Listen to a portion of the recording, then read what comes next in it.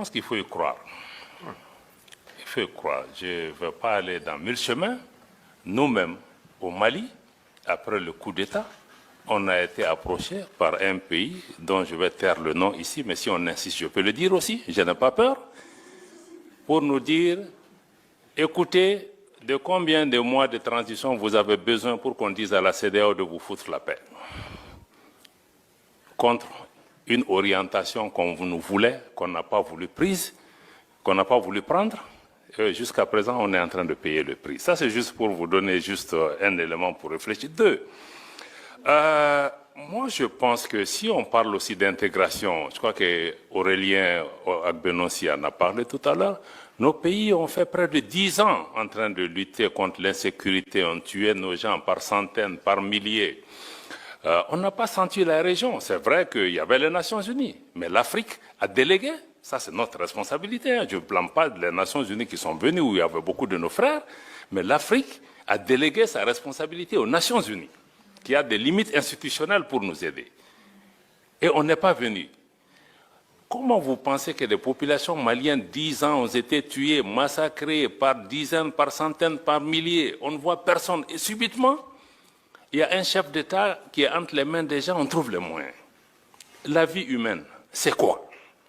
Ça aussi, on peut se poser ce type de questions, quelle que soit l'importance d'un chef d'État. Est-ce que ces populations qui ont été tuées méritaient d'être tuées ou leur vie humaine ne vaut rien? Et ça, on voit ça aujourd'hui encore. La vie humaine en Ukraine n'est pas la vie humaine au Sahel. Là encore, je vais mettre en cause nos amis de l'Union européenne, tes anciens amis, où quand on se battait, on a négocié, vous et moi, avec d'autres de vos collègues pendant des années au Sahel. Il y avait la mission européenne de formation, il y avait ECAP, il y avait des militaires européens. On dit, aidez-nous, ils étaient en train de former nos gens, ils investissent des centaines de millions d'euros. On a dit ce que nous voulons, c'est train and équipe, former et équiper les gens. Mais les militaires maliens qui étaient engagés dans les formations européennes devaient amener leurs propres munitions. Et on nous a toujours dit que l'Union européenne ne donne pas d'armes létales. Et ce qu'on donne en Ukraine, ce n'est pas des armes létales? Est-ce que la vie d'un Ukrainien vaut mieux que la vie d'un Sahélien? 2 poids, 2 mesures. Subitement, il y a la guerre en Ukraine, subitement, les armes létales sont autorisées. Et les Sahéliens qui sont morts par milliers, qui a ça sur la conscience de ne pas avoir fait ce qui est nécessaire, et de venir aujourd'hui accuser le Mali de dire oui, mais vous travaillez avec la Russie, vous ne travaillez pas avec moi, etc. Vous me tournez le dos. Quelqu'un a posé la question, ancien partenaire, nouveau partenaire. Ça, je vais vous répondre, madame. Parce que les gens ont l'habitude d'utiliser ça, oui, pourquoi laisser un ancien maître pour un nouveau? Mais ça, je crois qu'il faut même sortir de la décolonisation mentale, parce que la Russie n'a colonisé aucun pays. Il ne faut pas comparer des choses qui ne sont pas comparables. On parle d'anciennes puissances coloniales qui ont des habitudes qui ne sont pas parties. Maintenant, nous cherchons la sécurité pour notre pays. On va là où on trouve, puisque les Européens vous dites que vous ne donnez pas d'armes létales. Le Mali, c'est qu'on a avec la Russie, ce n'est pas des prêts, ce n'est pas des dons, on achète. Ils nous vendent. On est parti avec les Européens, avec les Américains, on dit qu'on achète, ils disent qu'ils ne vendent pas. Mais vous voulez que je lutte contre Al-Qaïda, l'État islamique, avec des bâtons? Et subitement, en Ukraine, vous vous êtes rendu compte qu'il leur faut des armes pour se battre. Donc je pense que quand on fait ce genre de comparaison aussi, il faut qu'on se dise, non, nous on n'est pas dans ça. Avec chaque partenaire, on cherche ceux qui peuvent résoudre pour le moment donné. Si c'est la Russie qui peut m'aider sur le plan militaire, je ferai. Si demain, c'est les Américains qui font mon affaire sur le plan économique, je ferai.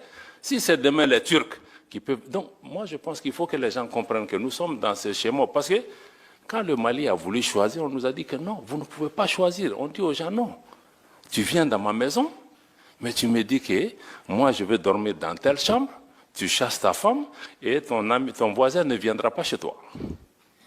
On était dans ce type de situation. Quelqu'un dit oui, la souveraineté, on en a parlé pendant des années. Ce n'est pas un concept nouveau. Mais ce n'est pas un concept nouveau parce que l'Afrique francophone n'a pas grandi, elle est restée adolescente. Elle n'a jamais été décolonisée. Pourquoi on a 6 coups d'État dans des pays francophones et pas dans des pays anglophones? Ça, ce sont des questions de fond qu'on doit répondre. C'est pourquoi nos pays en sont. C'est une honte pour nous que 60 ans après les indépendances, on parle même de souveraineté. Parce qu'on ne l'a pas.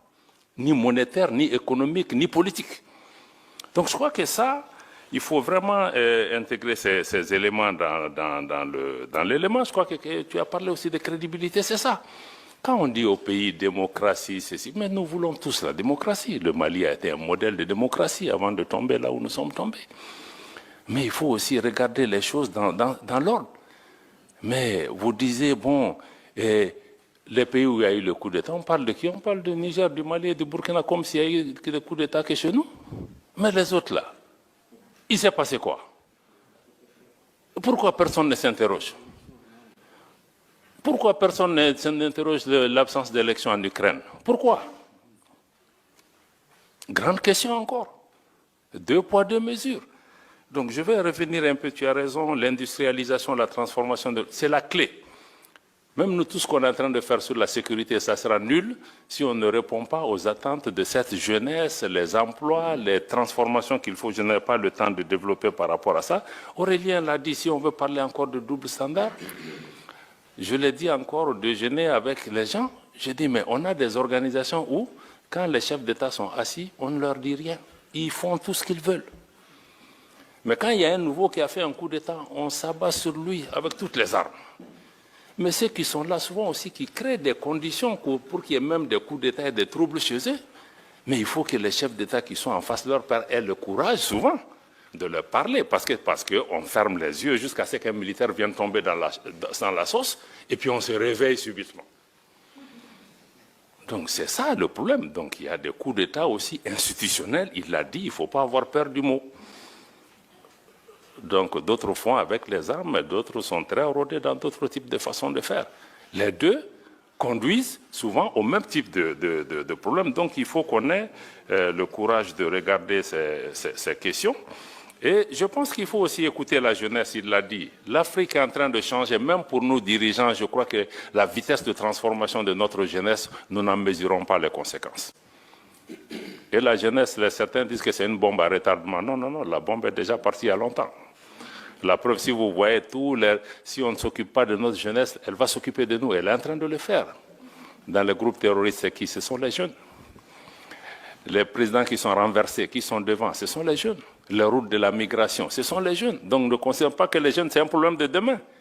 Il est déjà enclenché et on va en subir les conséquences un peu partout. Et aussi, l'opposition CEDEAO-AES. Je pense que c'est une création. Moi, je trouve même que c'est une création de certains responsables de la CEDEAO. Parce que quand nous, on a créé l'Alliance des États du Sahel, la charte du Liptako-Gourma le 16 septembre 2023, vous allez lire le préambule, il réitère l'attachement des 3 pays à la charte des Nations Unies, à l'acte constitutif de l'Union africaine et au traité de la CEDEAO.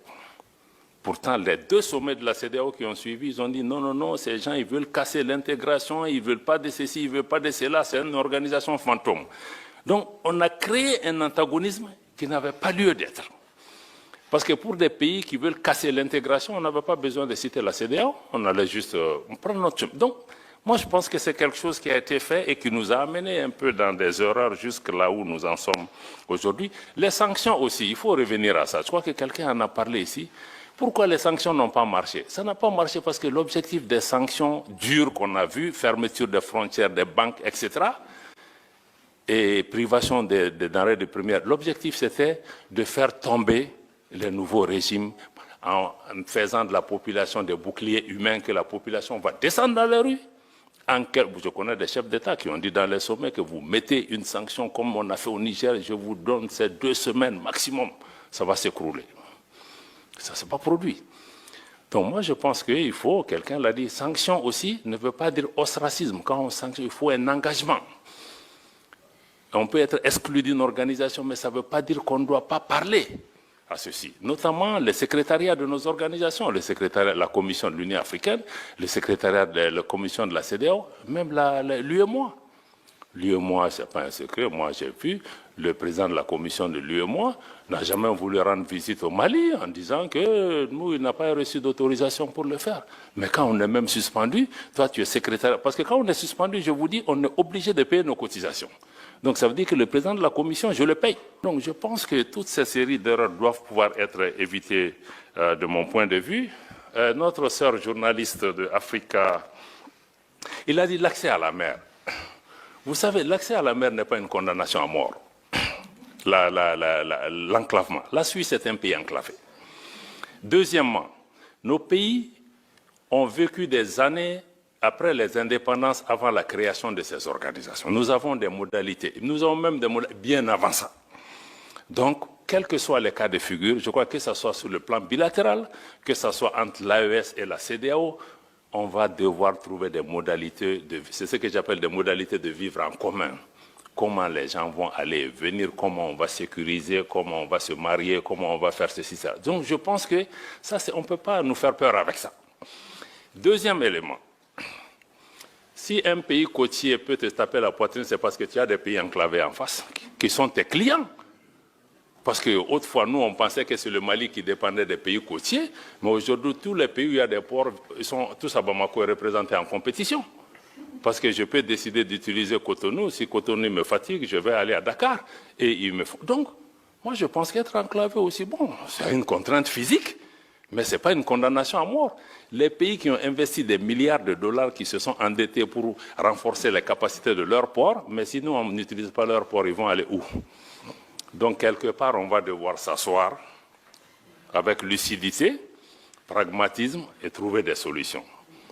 Alors moi, je crois que ceux qui disent aussi qu'on va venir, nous, je pense que notre président était très clair l'autre jour, il a dit que nous, on a pris un chemin de non-retour, il faut que les gens intègrent, mais je crois que les gens ne prennent pas encore au sérieux, il faut qu'ils le fassent. Mais posez-vous la question, et s'ils ne reviennent pas? Quelle est la réponse? Donc je crois que prenons les deux options et disons-nous, on est tous des hommes politiques, je crois que toutes les options peuvent être possibles, mais posons-nous aussi l'autre cas. D'ailleurs, je pense que notre frère du Maroc l'a indiqué, que bon, il y a d'autres initiatives qui viennent. Le Maroc a mis en place cette initiative royale. Ça veut dire qu'on a la CEDEAO, on a d'autres mécanismes, on a d'autres offres. Comme pour les partenariats, là, je crois qu'il y a plusieurs offres, hein, que personne n'ait l'arrogance de penser que je suis la seule voix. Et après tout, nous sommes des pays qui ont existé avant ces organisations. Et donc, je pense qu'il faut que nous intégrions vraiment ces éléments. Madame la journaliste qui est au fond, je pense que je ne vais peut-être pas vous répondre parce que le frère qui est là, qui parle au nom de la société civile, a certainement pris en charge une bonne partie de la question. Mais souvent, on peut juste vous demander où est-ce que vous étiez quand les Maliens mouraient par centaines de milliers à Tombouctou, à Gao, à Kidal, hein, et dans la région de Mopti. Personne ne leur venait au secours. Est-ce que vous êtes interrogé comment ces gens mouraient? Est-ce que ces grandes organisations se sont occupées de ça? Donc je pense que nous considérons que nous sommes vraiment, nous passons des difficultés. Personne n'a dit qu'on veut installer des dictatures militaires, etc. Mais on a dit qu'on est en train de construire un État, de créer des conditions pour un retour à l'ordre constitutionnel apaisé et sécurisé. Mais on est dans un contexte aussi géopolitique extrêmement tendu où des forces travaillent au quotidien pour nous renverser, pour créer des problèmes dans nos pays, y compris en utilisant la presse, la société civile. Au quotidien, le Mali est en train de démonter des tentatives de déstabilisation. C'est quotidien. Et je n'invente pas la chose par rapport à ça. Donc, en résumé, vraiment, c'est dire que nous, l'initiative de l'AES, c'est que vraiment nous voulons compter sur nous-mêmes pour nous en sortir. Ça ne veut pas dire qu'on n'a pas besoin des autres, ça ne veut pas dire qu'on ne veut pas faire de partenariat, mais on est sorti du paradigme où on pensait que c'est l'ancienne puissance coloniale, c'est X, Y, s'il ne me vient pas en aide, je vais mourir. Mais il faut que nous aussi, on regarde en nous-mêmes quelle est notre valeur. Parce qu'on nous a mis dans la tête qu'on est pauvre et nous-mêmes, on est convaincus qu'on est pauvre. Et ceux qui nous disent qu'on est pauvre, ils sont chez nous, même si on les chasse, ils ne vont pas. Donc, quelque part, il faut que nous-mêmes, on change notre regard sur nous-mêmes. Peut-être qu'on n'a pas tout, mais si on changeait la façon de faire, les règles du jeu, si on arrivait ne serait-ce qu'à transformer certaines choses, mais on peut créer des valeurs, ces valeurs peuvent profiter aussi à d'autres. Donc l'AES, nous voulons pouvoir regarder un peu chez nous. On sait que ça sera dur, très dur. Parce que si tu veux compter sur toi, il y a un prix à payer. Et tous les jours, on nous fait payer. Il y a même une guerre économique aujourd'hui contre nos pays. Pour juste montrer que l'exemple, l'expérience ne va pas réussir. Bon, moi je parie aussi que c'est à nous. La réussite ou pas de l'AES ou de toute tentative en Afrique, c'est entre les mains des Africains. C'est à nous. Donc je ne fais pas de promesses aux gens que ça va réussir, ça ne va pas réussir, c'est à nous. Si on décide qu'il nous faut nous unir, il faut nous réveiller, il nous faut serrer la ceinture, bon, ça va réussir. Mais si on pense que c'est Paris, Washington ou Bruxelles qui va décider de notre sort, bon, naturellement, on peut attendre encore. Voilà. Merci beaucoup, merci pour le standing.